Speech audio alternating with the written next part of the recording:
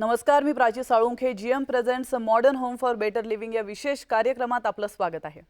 आजचा आपला विषय आहे सेफ्टी अँड सिक्युरिटी. खरं तर तुमचं घर आणि कार्यालयाच्या सुरक्षेच्या दृष्टीने तुम्हाला जागृत करण्याचा आमचा हा छोटासा प्रयत्न. या शोमध्ये वायर्स, स्विच गिअर्स आणि व्हिडिओ डोरफोन्सच्या दृष्टीने तुमच्या निवासी किंवा व्यावसायिक जागांच्या सुरक्षेसाठी काय करायला हवं या विषयावर आज आपण चर्चा करणार आहोत. सेफ्टी अँड सिक्युरिटी या विषयावर बोलण्यासाठी या क्षेत्रातील तज्ज्ञ आपल्यासोबत आहेत अतुल आशकर, पंकज धारकर आणि निरंजन देशकर. आणि आज आपण त्यांच्याशी खूप साऱ्या गप्पा मारणार आहोत. तुमचं तिघांचंही या कार्यक्रमात खूप मनापासून स्वागत आहे. नमस्कार. तर पहिलाच प्रश्न मला अतुलजींना विचारायचा आहे की ऑफिस किंवा घराच्या दृष्टीने इलेक्ट्रिकल सेफ्टी ही किती महत्त्वाची आहे? सगळ्याच प्रकारच्या सेफ्टीज आपण घरामध्ये बाळगतो. घर बनवतानाही, घरामध्ये राहतानाही किंवा ऑफिस बनवतानाही, त्याच्यामध्ये राहतानाही. आणि इलेक्ट्रिकल वायरिंग स्पेशली आणि जे इक्विपमेंट्स आहेत आणि जे उपकरणं आपण वापरतो त्या सगळ्यांना विकत घेताना, त्यांना डिझाईन करताना, त्यांना घरामध्ये इन्स्टॉल करताना पण आपण सेफ्टी घेतो. पण काही कालावधी गेल्यानंतर सगळे उपकरणं जुने व्हायला लागतात. जे बाहेर उपकरणं दिसतात तुम्हाला ते सगळे तर तुम्हाला फॉल्टी आहेत का नाही हे दिसतात. पण जे वायरिंग आहे ते जनरली आधीच्या काळात बाहेरून फिरायची, आता कन्सील्ड झालेली आहे. तर ती किती डिटोरिएट झाली आहे, त्याचा काय स्टेटस आहे, कसं त्याला प्रिव्हेंट करायचं हे कोणाला दिसत नाही. त्यामुळे मार्केटमध्ये असे मॉडर्न इक्विपमेंट आहेत जे त्या वायरिंगची हेल्थ चेकअप करू शकतात. आणि प्रिव्हेंटिव्ह मेंटेनन्स म्हणून तुम्ही वेळोवेळी 5 ते 6 वर्षामध्ये त्या सगळ्या वायरिंगचं चेकअप केलं पाहिजे. आणि जर फॉल्टी वायरिंग आहे किंवा त्याची लाईफ संपलेली आहे तर प्रिकॉटिव्ह मेजर म्हणून त्याला डिझास्टर व्हायच्या आधी, कुठलाही अपघात व्हायच्या आधी, कोणालाही शॉर्ट सर्किट किंवा आग लागायच्या आधी त्याला रिप्लेस करून घेतलं पाहिजे. बिलकुल. पंकजजी, इलेक्ट्रिकल फायरची मूळ कारणं नेमकी काय? सगळ्यात मोठं कारण शॉर्ट सर्किटचं मानलं जातं. जर तुम्हाला एक्झाम्पल देऊ तर मुंबईमध्ये मागच्या 3 वर्षात जवळजवळ 15,000 कंप्लेंट्स फक्त ज्या फायरच्या झाल्या त्यापैकी 12,000 अपघात short circuit. 12,000 which means close to 80%. आपण काही दिवसापूर्वी ऐकलं 19 फ्लोर अविघ्न बिल्डिंगचा जी आग लागली त्याचं बेसिक कारण होतं व्हिडिओ फोनमध्ये डिफेक्टिव्ह वायर्सच्यामुळे ती आग लागली. आणि ती शेवटी तिथे यूज केलेल्या विनियर आणि वुडन नॉन सर्टिफाईड फायर मटेरियलच्यामुळे फैलली. आणि आपण सगळे त्याबद्दल ऐकतोय, फायर डिपार्टमेंटला ब्लेम करतोय, त्या बिल्डिंगच्या फायर फायटिंग सिस्टमला ब्लेम करतोय. पण त्याचं मूळ कारण इलेक्ट्रिकल शॉर्ट सर्किट आणि त्याच्यावरती कोणीच काही बोलत नाही आहे.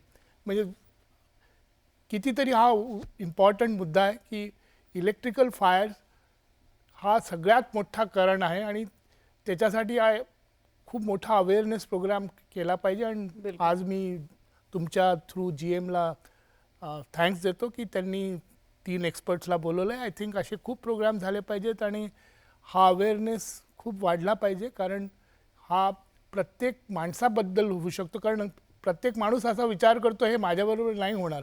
पण इट इज सो इम्पॉर्टंट आणि it is so critical and this awareness has to go to masses. आणि ही इलेक्ट्रिकल सेफ्टी खूपच महत्त्वाची आहे आणि त्याला आपण नेग्लेक्ट नाहीच करायला पाहिजे. बिलकुल, नक्कीच. निरंजनजी, घर किंवा ऑफिसेस सुरक्षित ठेवण्यासाठी वायर्स आणि स्विच गिअर्स यांची भूमिका नेमकी काय आहे? विजेवर चालणारी उपकरणं वाढतात. बरोबर. गीझर आहे, एअर कंडिशनर्स आहेत, मिक्सर्स आहेत, किचनमध्ये अनेक उपकरणं असतात. आणि त्याला आपल्याला ऊर्जा द्यायची असते, पॉवर द्यायची असते आपल्याला. आणि वाहक जो असतो म्हणजे मीडियम ज्याला म्हणतो आपण, ती असते वायर. बिलकुल. आणि वायरमधून हा करंट फ्लो होतो. आता कसं असतं की वायर आणि स्विच गिअर, पहिले आपण फ्युजेस लावायचो, आता फ्युजेस कोणीही लावत नाही. आता फ्युजलेस सिस्टीम झालेली आहे. बिलकुल. MCB नावाचा प्रकार जो आहे, मिनिएचर सर्किट ब्रेकर, तो आता काम करतोय फ्युजेसचं. आणि त्याचं कोऑर्डिनेशन म्हणजे त्याची सांगड व्यवस्थित घालायला पाहिजे. असं नको व्हायला की बाबा वायरची करंट वाहक क्षमता जी आहे ही कमी आहे आणि स्विच गिअरचं रेटिंग हे जास्ती आहे. म्हणजे करंट समजा वाढला तर वायर जळून जाईल पण ती ट्रिप नाही होणार. बिलकुल. तर ती सांगड जी आहे ही अत्यंत महत्त्वाची असते. बिलकुल. पंकजजी, पुढचा प्रश्न मला तुम्हाला विचारायचा आहे की इलेक्ट्रिकल प्रोडक्ट्स आणि त्यांना इन्स्टॉल करण्यासाठीची आयडियल कॉस्ट नेमकी काय?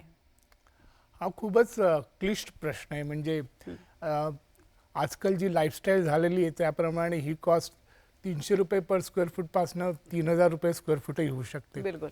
त्याचं but what I want to promote is one should buy certified products which are marked certified products which will ensure की तुमची लाईफ आणि रिलेटेड मॅटर्समध्ये कधी पण कॉम्प्रोमाइज नाही होणार. बिलकुल. So cost is something which म्हणजे एक फ्लॅट आज 50 लाखाचा पण मिळतो आणि 5 करोडचा पण मिळतो आणि 50 करोडचा पण मिळतो आणि त्याप्रमाणे सिलेक्शन होऊ शकतात. बिलकुल. पंकजजी, हे जे काही प्रोडक्ट्स आहेत किंवा ही उपकरणं आहेत आपण म्हणतो सेफ्टी अँड सिक्युरिटीची, तर ती फक्त नवीन घरातच आपण इन्स्टॉल करू शकतो का, की आपण जुन्या घरात पण करू शकतो? तर त्याविषयी काय अधिक सांगाल? आता कित्येक लो व्होल्टेज जे इक्विपमेंट्स आहेत ते वायरलेस येतात आहेत. तर जिथे रेट्रो फिटिंग करायचं आहे तिथे आता खूप अपॉर्च्युनिटीज आलेल्या आहेत की वायरलेस इक्विपमेंट्स, स्मोक डिटेक्टर झाले, कॅमेरा झाले किंवा व्हिडिओ फोन झाले, हे वायरलेस आता सुरू झालेले आहेत आणि चांगल्यापैकी कंपनीजही ह्याच्यात प्रोडक्टमध्ये टाकतात आहेत. तर ही खूप लो व्होल्टेजसाठी आपल्यासाठी चांगली चॉईस राहील. पण जिथे मिडियम व्होल्टेज प्रोडक्ट्स येतात तिथे खूप इम्पॉर्टंट आहे की आपण काही विचार करून त्याच्यात एक्सटेन्शन करायला पाहिजे. जसं काही देशकर साहेबांनी सांगितलं की खूपच इम्पॉर्टंट आहे की त्याच्यात ओव्हरलोडिंग झालं नाही पाहिजे. तर ते कोणी इंजिनियरची मदत घेऊन त्याच्याबद्दल डिझाईन करून मग आपण त्याच्यात नवीन इक्विपमेंट ॲड करायला पाहिजे. बिलकुल. लो व्होल्टेजमध्ये आपल्याकडे वायरलेस टेक्नॉलॉजीज एकदम प्रचारात येतात. बिलकुल. पुढचा प्रश्न मी अतुलजींना विचारेल की अतुलजी, सेफ्टी अँड सिक्युरिटीची जी उपकरणं आहेत त्यांची रचना करताना किंवा त्यांना डिझाईन करताना कुठल्या गोष्टींचा विचार केला पाहिजे? बघा, आजकाल जसं सरांनी म्हटलं खूप सारे असे इक्विपमेंट आलेले आहेत मार्केटमध्ये जे आधी बिलकुल नव्हते. 5 ते 10 वर्षापर्यंतच्या आधी फक्त CCTV होता एक आणि लॉक्स होते. आता तुमचं मोशन सेन्सर आलेलं आहे, लाइटिंग मोशन सेन्सर ज्याला म्हणतो, ज्यामध्ये तुम्ही घराच्या अवतीभोवती आणि क्रिटिकल एरियाजमध्ये जे डार्क स्पॉट्स आहेत घराच्या जवळ तिथे लावू शकता. तुम्ही व्हिडिओ डोर फोन लावू शकता, ज्यामध्ये तुम्हाला प्रत्यक्ष जर का दार उघडून बाहेरच्या आलेल्या माणसाशी जर नाही भेटायचं असेल तर तुम्ही रिमोटली बघू शकता. त्याला एक बाहेर कॅमेरा असतो, आतमध्ये डिस्प्ले असतो. तुम्ही CCTV कॅमेराज तर वेगवेगळ्या प्रकारचे आलेलेच आहेत. इतके सुंदर कॅमेराज आहेत आजकाल की रात्री पिच डार्क मध्ये पण तुम्हाला कलर व्ह्यू तो देऊ शकतो. आणि त्याचं तुम्ही इन्स्टॉलेशन घराच्या इंटरनल नेटवर्कच्या थ्रू आपल्या मोबाईल फोनवरती किंवा आपल्या घरात लावलेल्या डिस्प्लेवरती पण बघू शकता. आणि हे सगळं काही होम ऑटोमेशनच्या अंडरही येऊ शकतं, ज्यामध्ये या सगळ्या इक्विपमेंट्सला तुम्ही इंटिग्रेट करू शकता आणि त्याच्या थ्रू तुम्ही जगभरात आपलं घर कधी पण सर्वे करू शकता, सर्वेलन्सवरती नेहमी ठेवू शकता. बिलकुल. सर, या प्रत्येक घटकांची कार्यक्षमता नेमकी काय आहे त्याविषयी काय तुम्ही अधिक स्पष्ट करून सांगाल? बघा, CCTV तर तुमचं जिथे तुम्ही कंटिन्युअस वॉच नाही ठेवू शकत, तुम्ही स्वतः बघू शकत नाही, तिथे ते तुमच्या डोळ्यांचं काम करतो आणि त्यामध्ये रेकॉर्डिंग सिस्टम असल्यामुळे तुम्ही जेव्हा अवेलेबल नाही आहात तेव्हाचही रेकॉर्ड करून तुम्हाला नंतरही दाखवू शकतो. त्याच्यामध्ये आजकाल इतके फीचर्स आलेले आहेत की तुम्ही घरच्या नेटवर्कला कनेक्ट करून जर इंटरनेटला कनेक्ट केलं तर जगभरातून तुम्ही कुठेही बसून तुमच्या मोबाईलच्या ॲपवरती तुमच्या घरात जेवढे कॅमेरे लावलेले आहेत आणि ज्या पण परिस्थितीमध्ये जुनं जे रेकॉर्डिंग झालं तेही तुम्ही बघू शकता. बिलकुल. सेकंड, लाईट मोशन सेन्सर जो आहे तो अशा जागी लावू शकता जिथे तुम्हाला जिथे पाहिजे की हालचाल झाली पाहिजे, घराच्या पोर्चमध्ये जिथे तुम्ही येता अंधार असला तर तो ऑटोमॅटिकली ऑन होतो, ऑफ होतो आणि त्याने विजेची पण सेव्हिंग्ज होते.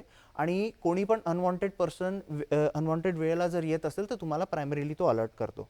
त्याच्या व्यतिरिक्त डोर लॉक्स पण आहेत.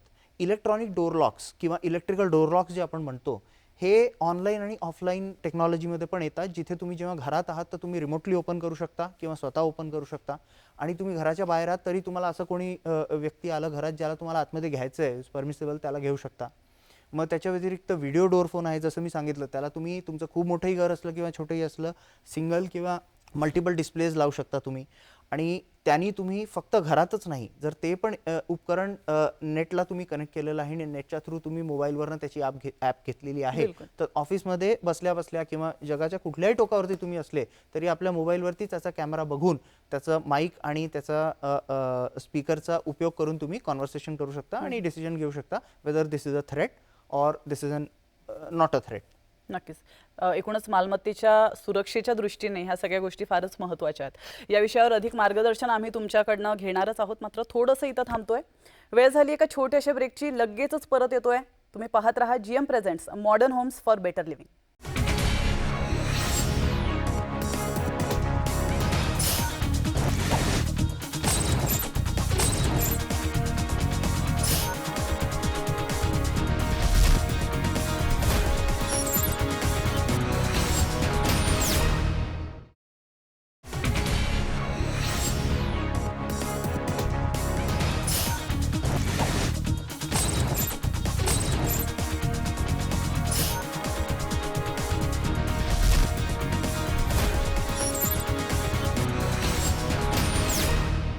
ब्रेकनंतर पुन्हा एकदा आपलं स्वागत आहे. आपण पाहत आहात GM presents modern homes for better living हा विशेष प्रोग्राम आणि आजचा आपला विषय आहे सेफ्टी अँड सिक्युरिटी.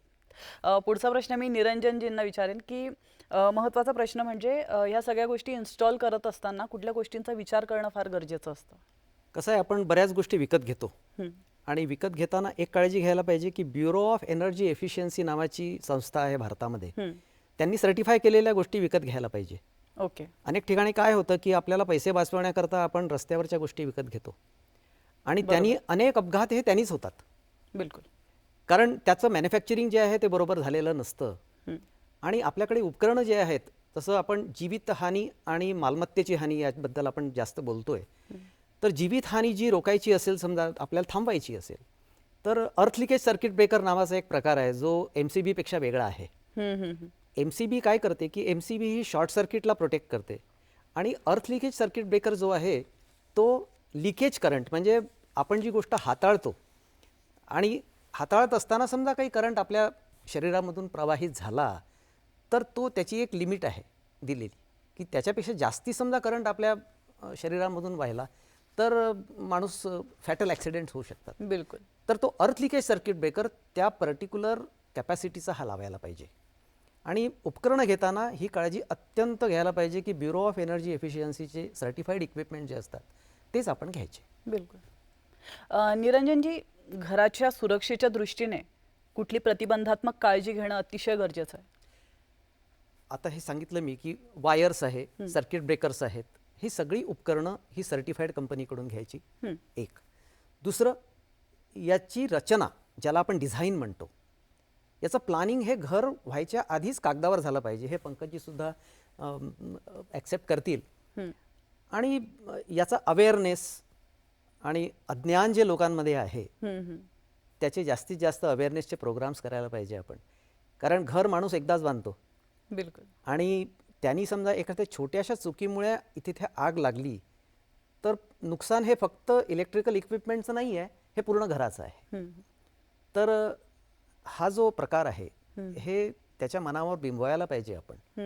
आणि घर बांधायच्या आधीच या गोष्टी सगळ्या ठरायला पाहिजे, त्याची रचना व्हायला पाहिजे, त्याचं कोऑर्डिनेशन, त्याची सांगड, प्रत्येक गोष्टीची सांगड असते. जसं मी पहिले सांगितलं की MCBची सांगड वायरची पाहिजे, वायरची सांगड ही त्या इक्विपमेंटला पाहिजे. बिलकुल. असं नको की गिझर हा खूप करंट घेतो पण वायर टाकताना खूपच छोटीशी वायर टाकून दिली. बरोबर. त्यांनी या गोष्टी सगळ्या होतात. त्याच्यामुळे प्रबंधन, व्यवस्थापन, नियमन ही प्रत्येक गोष्टीची व्हायला पाहिजे या मताचा मी आहे. आणि अवेअरनेस असणं देखील तेवढंच महत्त्वाचं आहे. आणि महत्त्वाचं तुम्ही आहे. आता बोललात की अवेअरनेस प्रोग्राम घेणं देखील महत्त्वाचं आहे. तर त्या दृष्टीने आपण काय प्रयत्न केलेले आहेत मी आतापर्यंत? अनेक प्रयत्न केले आहेत. इन्स्टिट्यूशन ऑफ इंजिनियर्सचा मी फेलो मेंबर आहे. ओके. आणि घरातल्या गृहिणींकरता एक कार्यक्रम घेतला होता मी. ओके. कारण स्वयंपाकघरामध्ये, किचनमध्ये गृहिणी असतात आणि किचनमध्ये आज प्रत्येक गॅजेट जे आहे ते इलेक्ट्रिकली ऑपरेटेड आहे. बिलकुल. तर ते ऑपरेशन करताना किंवा तिथे त्याच्यावर हाताळताना काय काळजी घ्यायला पाहिजे? स्लीपर घालायला पाहिजे आपण, पाय आपले जमिनीवर नको, आपण इन्सुलेट व्हायला पाहिजे. प्रत्येक इक्विपमेंट जे आहे त्याला अर्थिंग असायला पाहिजे, म्हणजे त्याचं व्होल्टेज म्हणजे दाब जो म्हणतो आपण तो 0 असायला पाहिजे. म्हणजे आपण अर्थवर उभा आहो, आपण जमिनीवर उभा आहो, आपण तिथे हात लावतोय तर तो डिफरन्स म्हणजे व्होल्टेजमध्ये नसायला पाहिजे. त्यांनी करंट आपल्या शरीरातून प्रवाहित होणारच नाही. या सगळ्या काळज्या ज्या आहेत या गृहिणींकरता बरेच अवेअरनेस प्रोग्राम घेतलेले आहेत. शाळांमध्ये सुद्धा मी जातो आणि शाळांमध्ये मुलांना हे सगळं समजावून सांगतो, कारण नेक्स्ट जनरेशनला सुद्धा आपल्याला तयार करायचं आहे. बिलकुल, नक्कीच. पंकजजी, पुढचा प्रश्न तुमच्यासाठी, की इलेक्ट्रिकल सेफ्टी ही फारच महत्त्वाची आहे. हे आपल्याला माहिती आहे, शहरातल्या लोकांना माहिती आहे, मात्र खेड्यातल्या लोकांना हे समजावून सांगताना तुम्हाला ते किती आव्हानात्मक वाटतं? कारण लोक स्वतःकडे आणि घरातल्या सेफ्टीकडे, इलेक्ट्रिकल सेफ्टीच्या दृष्टीने लक्ष देत नाही. तर त्यांच्यासाठी तुम्ही काय सांगाल? म्हणजे तुम्ही खूपच महत्त्वाचा प्रश्न विचारला आहे. आपण सध्या जे ॲड्रेस करतो ते 30% लोकांसाठी करतो आणि 70% लोक स्टील अजूनही छोट्या गावात राहतात. बिलकुल.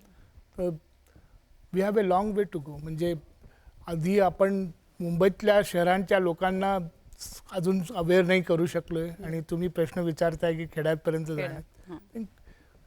Government, central government, state government आणि आमची जसे सरांनी सांगितलं तसं माझी फायर अँड सिक्युरिटी असोसिएशन आहे किंवा अजूनही बऱ्याच सोसायटीज आहेत, सगळ्यांना मिळून काम करायला पाहिजे. आणि आपल्या next school programs are very important. आता थ्रू कर्टसी थ्रू आता प्रोग्राम्स गावागावात चाललेत. तर मला असं वाटतं की एज्युकेशनल प्रोग्राम लाईफ सेफ्टीच्या बद्दल आपल्या कंट्रीमध्ये 70 वर्षात आपण अजून सुरूच नाही केलेत. तर जे कधी कुठे अर्थक्वेक आला तर काय करायचं, कुठे फायर लागली तर काय करायचं, कुठे इलेक्ट्रिकल लाईटनिंगने कितीतरी लोक त्यांच्या नेग्लिजन्समुळे मिळतात. तर हे सगळं गावागावात जायचं आहे. तर I think through TV channels खूप सारे प्रोग्राम सुरू करायला पाहिजेत. आणि आय कॅन अश्युअर यू की आमच्या इंजिनिअरिंग सोसायटीजकडनं आम्ही तुम्हाला नक्की मदत करू शकतो. असे मॉड्यूल्स काढायला पाहिजेत की आपल्या नॉर्मल कोर्स बरोबर हे पण कोर्सेस खूप इम्पॉर्टंट आहेत. कित्येक डेव्हलप्ड कंट्रीज लाईक जपान झालं किंवा ऑस्ट्रेलिया झालं, ह्याच्यात ते खूप लक्ष देतात की छोट्या किंडर गार्डनपासनं स्कूलमध्ये हे एज्युकेशनल प्रोग्राम जातात. तर गावामध्ये पण हे जायला पाहिजे. नाव through the media they can reach. So that is only way we can reach those people. आणि कित्येकदा आपण पाहतो बोरवेलचा पंप आहे, ओपन वायर्स चालले आहेत, कितीतरी डेंजरस कामं होतात ते. आणि कच्चे कन्स्ट्रक्शन असल्या कारणाने that can be fatal. So मला असं वाटतं ह्याच्यात मीडिया खूप मोठा काम करू शकतो. नक्कीच. आणि तोच प्रयत्न आज या कार्यक्रमाच्या माध्यमातून देखील आपण करतोय. GM and you both have taken, CN18 has taken this initiative. So we are really thankful to you. नक्कीच. पुढचा प्रश्न मी अतुलजींना विचारेन की अतुलजी, बऱ्याच लोकांना असं वाटतं की आता आपल्याला इलेक्ट्रिकल उपकरणं बसवायची आहेत किंवा सेफ्टीच्या दृष्टीने काही गोष्टी आता घरामध्ये इन्स्टॉल करणं फार गरजेचं आहे, असं जेव्हा लोकांना कळतं तर त्यावेळेला त्यांच्या मनात एक समज किंवा गैरसमज असू शकतो की आपल्याला तोडफोड करावं लागेल, घराचं रिनोव्हेशन करावं लागेल. तर त्यात किती तथ्य आहे? त्यात थोडंसं आहे तथ्य. कारण आधीच्या काळात, म्हणजे मी आधीच्या काळात म्हटलं मागच्या 10 ते 20 वर्षाच्या आधी खूप सारे असे फ्लेक्झिबल इक्विपमेंट्स मार्केटमध्ये अवेलेबल नव्हते. एक लिमिटेड साईजच्या इंडियन मार्केटमध्ये उपकरणं अवेलेबल होते ज्यामध्ये तुम्हाला ती करावीच लागायची. पण आज भारतीय मार्केट पूर्ण जगाला ओपन आहे. बाहेरच्या आणि इंटरनल पण जेवढा कंपनीज आहेत आपल्या, त्या लोकांनी खूप व्हरायटी ऑफ इक्विपमेंट्स काढलेले आहेत ज्यामध्ये तुम्हाला नवीन घर बांधताना सुद्धा, म्हणजे एक बेसिक मी डिनॉमिनेशन सांगतो तुम्हाला, पूर्ण वायर्ड सोल्युशन करायचं आहे होम ऑटोमेशनचं किंवा वायरलेस सोल्युशन करायचं आहे, याचं डिसिजन तुम्ही घर घेतानाही करू शकता, घर बांधतानाही करू शकता. आणि नवीन घर जर घेतलेलं आहे रेडीमेड तर त्यामध्ये तुम्ही टोटल वायरलेस सोल्युशन पण लावू शकता. त्यामध्ये तुम्हाला काहीही तोडफोड करायची गरज पडत नाही. कारण ज्या प्रकारचे इक्विपमेंट्स मार्केटमध्ये अवेलेबल आहे त्यामध्ये वायर्ड सोल्युशन, यामध्ये जितके पण सेफ्टीचे इक्विपमेंट किंवा जेवढे पण इलेक्ट्रिकल इक्विपमेंट पण आहेत ते सगळे वायर्ड आहेत. पण जेवढे ऑटोमेशनचे आहेत ज्यामध्ये तुमचं कर्टन्स कंट्रोल होतात, तुमचं AC कंट्रोल होतो, तुमचं लाइटिंग कंट्रोल होतो, तुमची दारं कंट्रोल होतात, खिडक्या कंट्रोल होतात, आणि सगळ्यात महत्त्वाचं याच्यामध्ये इंट्रूडर अलार्म सिस्टम जो लागतो तो पण वायर्ड आणि वायरलेस येतो. तर असं काही नाही आहे की जे बनलेली घरं आहेत, ज्या लोकांनी प्लॅन करून बनवली किंवा आधीपासूनही जी बनलेली घरं आहेत त्यामध्ये हे सगळे इक्विपमेंट लागू शकत नाही. सगळ्या कंपन्या यासाठी खूप जास्ती तत्पर आहेत. याच्यामध्ये खूप जास्ती रिसर्च केलेला आहे की कसं एक्झिस्टिंग घरांना पण आपण इक्विप करू शकतो आणि कसं नवीन घरांसाठी पण आपण व्हेरायटीचे सोल्युशन्स प्रोव्हाइड करू शकतो. त्यात बिलकुल तथ्य नाही आहे. अगदी बरोबर. अतुलजी, नवीन घर बांधत असताना असं असतं की इन्स्टॉलेशन करणं फार सोपं जातं, कारण त्यानुसार घरं बांधली जातात किंवा त्यानुसार ते इन्स्टॉलेशन की ह्या ठिकाणी आपल्याला हे उपकरण इन्स्टॉल करायचं आहे, त्यानुसार आपण ती जागा डिझाईन करत असतो. मात्र जी जुनी घरं आहेत, ज्या घरांना 50 वर्ष 60 वर्ष झालेली आहेत बांधून, आणि अशा पक्क्या घरांमध्ये इन्स्टॉलेशन करत असताना तुम्हाला काय आव्हान जाणवतं? बघा जुन्या घरांमध्ये त्या विजननी प्लॅनिंग केलेलं नसतं. जसं आता आजचं जसं मॉडर्न किचन आहे सपोज, तर आजच्या मॉडर्न किचनमध्ये तुमचे हेवी अप्लायन्सेसमध्ये तुमचा मिक्सर आहे, हा आधीचा इक्विपमेंट आहे पण त्याच्यासाठी जागा असते. तुमचं आता वॉशर आहे, क्लीनर आहे, ड्रायर आहे, तुमचं डिशवॉशिंग इक्विपमेंट आहे, तुमचे ओव्हन्स आहेत वेगवेगळ्या प्रकारचे, OTG आणि मायक्रोवेव्ह सारखी. आधी त्याच्यामध्ये जागा नसायची आणि हे खूप जास्ती व्हॉल्यूम घेतात आणि खूप जास्ती इलेक्ट्रिकल करंट पण घेतात. तर त्याच्यासाठी तुम्हाला मे बी थोडीशी वायरिंग वाढवावी लागेल किंवा थोडंफार चेंज करावं लागेल. पण आणि हा चॅलेंज येतो डेफिनेटली, कारण तेव्हा नव्हतंच. जसं आधीच्या घरांमध्ये कारसाठी पार्किंग नव्हती, सगळ्यांकडे टू व्हीलर्स होत्या, आता कार्स आलेल्या आहेत तर त्यांच्या घरांची बाउंड्री अशा बनलेल्या आहेत, कार जाऊ शकत नाही, राहू शकत. तसंच सेम प्रकार याच्यामध्ये. नक्कीच. पण त्याच्यामध्ये अल्टरनेटिव्ह भरपूर आहेत. एकदा जर प्रॉपर स्टँडर्ड डिझाईन कन्सल्टंट लोकांना जर विचारून घेतलं, ज्या लोकांना एक्सपिरियन्स आहे, जे लोक डे टू डे करतात, तर कुठल्या प्रकारचे इक्विपमेंट लावायचे, कुठल्या ब्रँडचे लावायचे, कुठल्या साईजचे लावायचे, ते चांगल्या पद्धतीने सांगू शकतील. आणि हा प्रॉपर गायडन्स घेतला तर सगळ्या गोष्टी Guidance होऊ घेतला तर शकतात आणि definitely होऊ अवघड आहे मात्र अशक्य नाही. अशक्य नाही, नेमकंच अशक्य. अतिशय महत्त्वाच्या विषयावर आज आपली चर्चा झालेली आहे. सेफ्टी अँड सिक्युरिटी या विषयावर आपण चर्चा केलेली आहेत आणि वेळेत वेळ काढून तुम्ही इथं आलात आणि आमच्या प्रेक्षकांना एवढं छान मार्गदर्शन केलं, त्याबद्दल तुमचे खूप खूप धन्यवाद. धन्यवाद. धन्यवाद. आणि यासोबतच GM presents modern homes for better living या विशेष शोमध्ये वेळ झाली इथंच थांबण्याची. मात्र तुम्ही कुठेच जाऊ नका, पाहत रहा न्यूज 18 लोकमत.